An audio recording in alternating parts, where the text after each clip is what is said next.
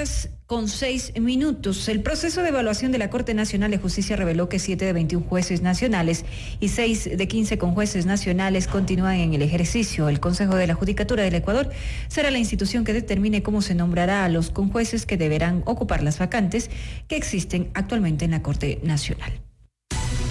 La noticia requiere profundidad. En Notimundo están los protagonistas de la noticia.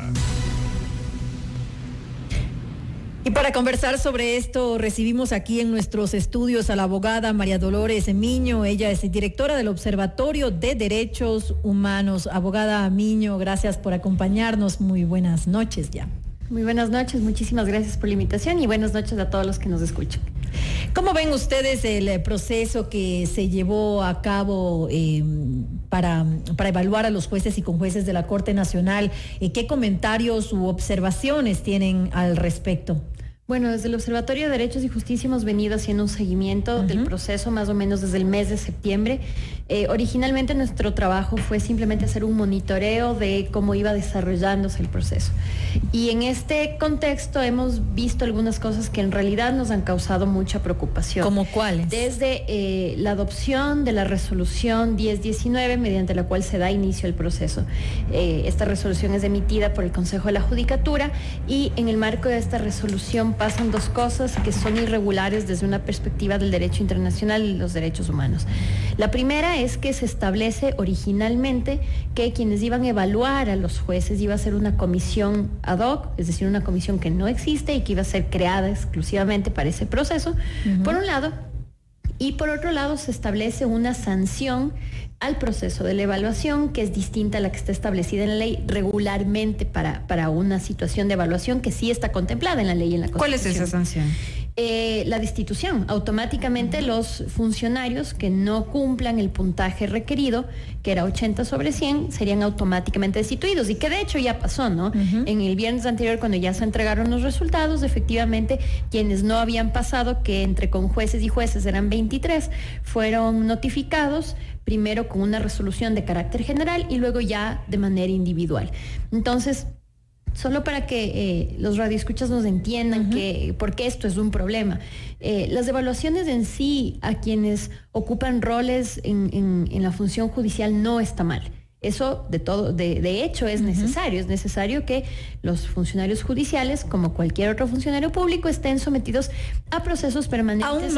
Aún más en este caso, abogada, es importante tener en cuenta esto, que se den este tipo de procesos que se enmarquen justamente y obviamente dentro de la transparencia y de la legalidad, que es algo que vamos a analizar con usted en este espacio, pero eso brinda más confianza a los ciudadanos de que se está trabajando para que el sistema de justicia esté a cargo de profesionales idóneos y capacitados, que es importante y que dejó muchas dudas con los resultados que todos los ecuatorianos conocimos después de esta evaluación, para ocupar esos cargos que son de muy alta sensibilidad. Sí, por supuesto, y por eso recalco en que las evaluaciones per se no son malas.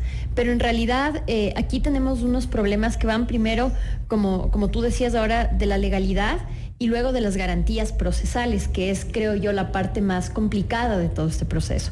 Entonces, con respecto a la legalidad, es menester fijarse cuál es el procedimiento previamente establecido por la ley para evaluar o destituir jueces, porque además si se revisa la ley orgánica de la función judicial, no es lo mismo la evaluación que la destitución. Para una eventual destitución, que es como la última consecuencia de un proceso sancionatorio, hay estas dos causales que igual están muy mal redactadas en la ley, que es el error inexcusable y la negligencia manifiesta. Se lo tramita a través del Pleno del Consejo de la Judicatura ya como última instancia, y eventualmente eso podría someterse ante un proceso contencioso. Pero esto ante sumarios disciplinarios. Ya dentro de este proceso, que inició el pleno del Consejo de la Judicatura a través de la competencia que le da la Constitución, el Código Orgánico de la Función Judicial y los reglamentos, las resoluciones que ellos emitieron, no tienen la potestad para realizar esta evaluación que era necesaria en la Corte Nacional, evaluación que le correspondía hacer al anterior Consejo Transitorio que no lo hizo. Al no hacerlo, incurriría en caer también en que no cumplieron sus atribuciones como miembros del Consejo. Le pregunto. Yo creo que esto es la información que se ha dado en los medios de comunicación y a mí me preocupa muchísimo porque en realidad para el caso de la Corte Nacional hay un procedimiento de evaluación y de salida progresiva de los magistrados que no cumplan con el puntaje. Esto se hace cada 3 años, es decir, la Corte se renueva por tercios. En cada una de estas evaluaciones, cuando los jueces no llegan al puntaje mínimo, en el siguiente periodo se empiezan a ir. Entonces, por default, digamos así, quienes no llegan al puntaje se van a terminar yendo, no se van a quedar. ¿Pero a qué se refiere usted? ¿Que había que esperar a que tuvieran esta evaluación obligatoria, ¿no? Y teníamos que seguir con jueces que no estaban capacitados durante todo este tiempo? Yo creo que en eso tenemos que ser muy cautos con lo que decimos, porque estamos hablando de 36 personas. Uh-huh. Entonces, el análisis creo yo que tiene que ser un poquito más delicado que decir que ninguno de estos jueces estaba capacitado. Dicho esto, nosotros mismos desde el observatorio, en 2017, cuando se hizo el primer recambio de la Corte, fuimos críticos en el proceso de la selección de los que entraron. Creemos que fue un proceso que estuvo bañado con algún tipo de incertidumbre, si se quiere, un poco de dudas con respecto a su imparcialidad, eso es cierto, pero también es cierto otra cosa, desde los estándares internacionales en materia de derechos humanos, una vez que ya concluyen estos procesos de selección y estos magistrados asumen y están investidos de su potestad para administrar justicia, están también por esa situación embestidos de algunas garantías que no pueden ser irrespetadas por el Estado. ¿Cómo qué garantías? Estabilidad en el cargo y este derecho que también es un principio cardinal en materia de independencia judicial a nivel internacional, que es el principio de inamovilidad. Solo por faltas muy graves. Es decir, que usted dice que no había la potestad para hacer esta evaluación. Por supuesto, no había, y en esto hay que ser claros, no es que no tiene potestad para evaluar. Lo que no tenía el Consejo es potestad de hacerlo de la forma como lo hizo. ¿Cuál era la forma correcta? ¿Qué dos cosas graves hizo? Primeramente, establecer una comisión de carácter ad hoc, porque ¿qué pasa? La comisión está actuando como una suerte de órgano para juzgar la conducta de estos jueces. Se vuelven un órgano jurisdiccional de facto. Administra justicia, determina el alcance del ejercicio del derecho a la estabilidad en el cargo de estos jueces. Por lo tanto, no puede ser puesto por reglamento y no puede ser puesto de carácter ad hoc. Se creó una comisión que no existía antes.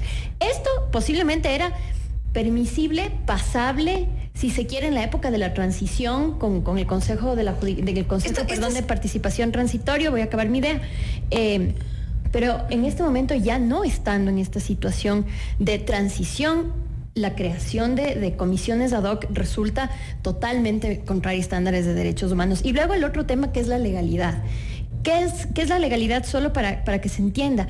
El tema de la legalidad pasa porque si una persona va a ser privada del ejercicio de un derecho, en este caso, el derecho a terminar el cargo público para el cual fuiste elegido, porque si hubieron errores en la elección, es culpa de quienes eligieron y no de quienes ocupan el cargo.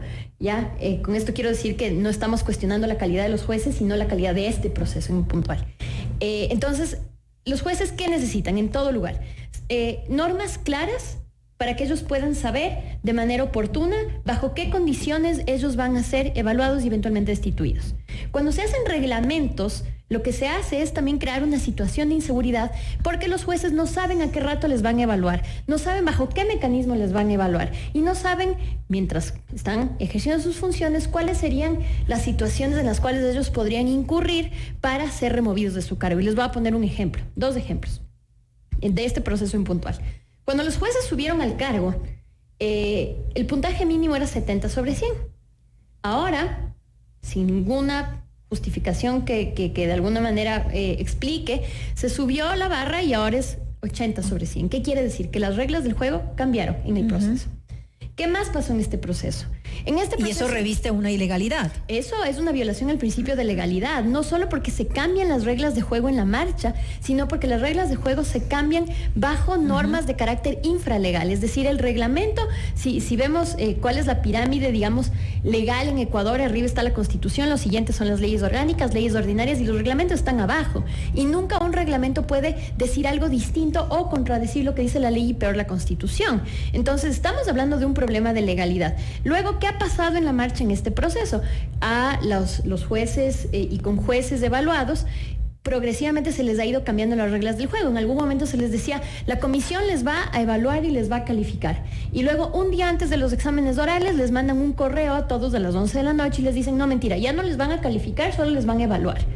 Entonces, tenemos un proceso que desafortunadamente está plagado de vicios de forma. Y hay que insistir, los jueces tienen que ser evaluados. Un juez que no está capacitado para ejercer su cargo no puede estar ahí, pero para removerlo hay que seguir los pasos establecidos en la ley sin violar los estándares a los cuales el Ecuador está obligado. En cuanto a las formas legales, abogada, que es válido su criterio, pero ¿qué le parece a usted en lo que opina la ciudadanía o lo que se dio? 27 de los 36 jueces autorizaron el levantamiento del sigilo bancario, 1 o 2 años para admitir o no un recurso de casación, y no tenían subidos en el sistema las sentencias que tenían que por lógica tenerlas cargadas en el sistema. Yo hablo ya desde el punto de vista de la ciudadanía, gente que se quejaba de que no tenía justicia.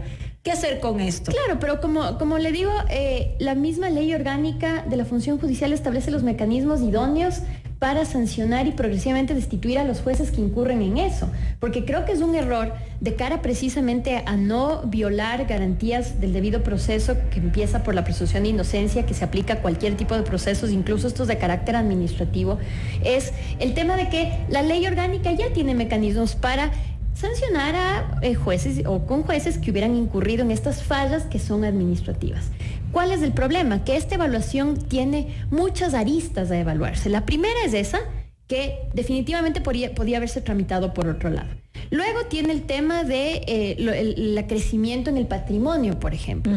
Y hay casos de... Que no es justificado. Que no es justificado. Entonces hay casos, por ejemplo, que sí son graves, donde a una jueza se le acusa de haber acrecido su patrimonio de manera injustificada, pero resulta que ese análisis a ella ya le habían hecho 1 o 2 años antes desde Contraloría, y Contraloría emite un informe favorable para ella diciendo sí tuvo un acrecimiento en su patrimonio, pero lo hizo porque recibió una herencia, y esto de Contraloría. Entonces existe esta evidencia en Contraloría, pero el resultado del puntaje en ese rubro, digamos, para esta jueza es que le quitan puntos porque, desconociendo este informe de Contraloría, afirman que hubo un enriquecimiento ilícito. ¿Y esta jueza fue destituida? Esta jueza fue destituida. Bueno, actualmente en la Corte Constitucional se está tratando una acción de inconstitucionalidad precisamente sobre las resoluciones que emitió el Pleno del Consejo. ¿Cómo avanza este tema, considerando que esta semana, justamente el lunes, se realizó la audiencia pública en la que comparecieron los abogados que están llevando este proceso, y bueno, ya dieron a conocer cuál es la posición y también de los jueces que no pasaron esta evaluación? Sí, y solo para comentarles, el observatorio, yo estuve representando al observatorio en esa audiencia en calidad de amicus curia, y efectivamente yo suscribo con la propuesta de los accionantes, ¿no? Obviamente estamos hablando de una norma infralegal, es decir, un reglamento que establece un procedimiento no contemplado en la ley, un procedimiento además de carácter evaluatorio con consecuencias sancionatorias, porque se sanciona a los jueces. O sea, lo que usted me mencionaba hace un momento, los jueces que no han cumplido adecuadamente ciertas cuestiones administrativas, los jueces que se han enriquecido ilícitamente, incluso algo que me olvidé de mencionar hace un momento, se hace una valoración de calidad de las sentencias. Cuando una comisión ad hoc, por jerarquía, no tiene la potestad de evaluar la calidad de las sentencias. Pero eso no influyó en la puntuación. Eso no tuvo ninguna influencia en la puntuación finalmente. De todas maneras fue un rubro que se les evaluaba porque ellos tenían que ir a defender su sentencia. Entonces, en la que sí estuvieron presentes los vocales del Consejo. Sí, pero como le digo, hubo esta irregularidad. Al principio iba a ser la comisión, luego fueron los vocales. Entonces, ha sido un proceso plagado de incertidumbre, creo yo, para las personas que se han sometido. Regresando a su pregunta, sí, yo estoy de acuerdo que es una resolución, la 1019 del Consejo de la Judicatura, de carácter inconstitucional. Y a veces pasa, ¿no? A veces los órganos del Ejecutivo se equivocan y para eso precisamente está la Corte Constitucional, para evaluar la constitucionalidad. Pese a que negó la acción, negó las medidas cautelares, es verdad, pero el análisis sobre la compatibilidad del reglamento será materia de otra cuestión. Ahora, ¿quiénes forman parte de esta acción de inconstitucionalidad que se ha presentado? Entiendo que es la Federación de Jueces del Ecuador. Puedo estar equivocada, pero me parece que era la Federación de Jueces y están representados por dos colegas, el doctor Rafael Ollarte y el doctor Ismael Quintana, que fueron quienes comparecieron ante la audiencia. Entonces, habrá que ver cómo se desenvuelve. De todas maneras, un poco de cara a lo que yo les estoy mencionando ahora, pensamos nosotros, desde el observatorio, que estamos frente a una violación de derechos humanos, que no es la primera vez que pasa en Ecuador, además. Nosotros tenemos ya 2 casos en Corte Interamericana de Derechos Humanos sobre remociones arbitrarias de jueces. Es el caso Quintana Coello y Camba Campos, que se refiere a la destitución de los jueces de la Corte Nacional en 2004. Más o menos salvando las diferencias de los hechos, digamos, el fondo del asunto versa sobre esta responsabilidad internacional que se pone al Ecuador por crear mecanismos ad hoc de remoción de jueces de altas cortes. Entonces, sí, los detalles son un poco diferentes, en ese caso fue la Asamblea, pero digamos el fondo es más o menos lo mismo, se crea un proceso irregular para la destitución de una alta corte. Doctora, este proceso contó con un comité de expertos, un comité de apoyo evaluador, los veedores también, que fueron posesionados por el Consejo de Participación Transitorio, quienes hace poco pues ya llevaron el informe final, la resolución final de quienes se quedan y no en la Corte. Entonces, esto no tiene ninguna validez en el informe que presente los veedores o el comité de apoyo, que como su nombre dice, es apoyo, porque al final quienes firmaron la resolución es el Pleno del Consejo, la responsabilidad. Y detrás de estos comités estaban profesionales del derecho reconocidos, catedráticos de las diferentes universidades. O sea, no hay legitimidad ahí en su conocimiento. Pero entonces ahí lo que tenemos que aclarar es qué significa la legitimidad. Ciertamente quienes integran esas comisiones son colegas míos muy queridos, además muy respetados, pero la legitimidad no viene de quién es cada persona. En derecho, la legitimidad para ostentar un cargo público está o en la Constitución o en la ley. Y si no está en la Constitución o no está en la ley, puede ser la persona más erudita del mundo, como ciertamente hay algunos que integran estas comisiones, pero constitucionalmente carece de competencia para hacer esto. Entonces, esa competencia, como digo, se da en la Constitución o en la ley y no está en ningún lugar, está en un reglamento infralegal. Entonces, este es un tema bastante jurídico que a veces es un poquito complicado de entender, pero simplemente tratar de entender cuál es la necesidad de respetar desde diferentes ámbitos del Ejecutivo normas de superior jerarquía. La Constitución es la Constitución, es la norma más alta y tenemos que respetarla. Las leyes igual y tenemos que respetarlas. Y simplemente hay que pensar en el precedente. Posiblemente ahora muchas personas estarán pensando que es conveniente hacer esto porque esta Corte venía de alguna manera con cierta desconfianza, se percibía como una Corte correísta. A mí yo no les llamaría así, pero esto es lo que se ha escuchado, ¿no es cierto?, a nivel de la gente, del ciudadano común. Pero pensemos un poco más allá de esta Corte, pensemos en el precedente que estamos sentando. En todo caso, veremos cuál es la decisión de la Corte Constitucional con referencia a eso, a esta acción de inconstitucionalidad que ha sido presentada, y pues ya la Corte Constitucional verá si ha estado el proceso revestido de legalidad y de garantías procesales o no, como usted lo ha planteado en este espacio. Le queremos agradecer, abogada María Dolores Miño, directora del Observatorio de Derechos Humanos, por habernos acompañado aquí en Notimundo Estelar. Muchísimas gracias.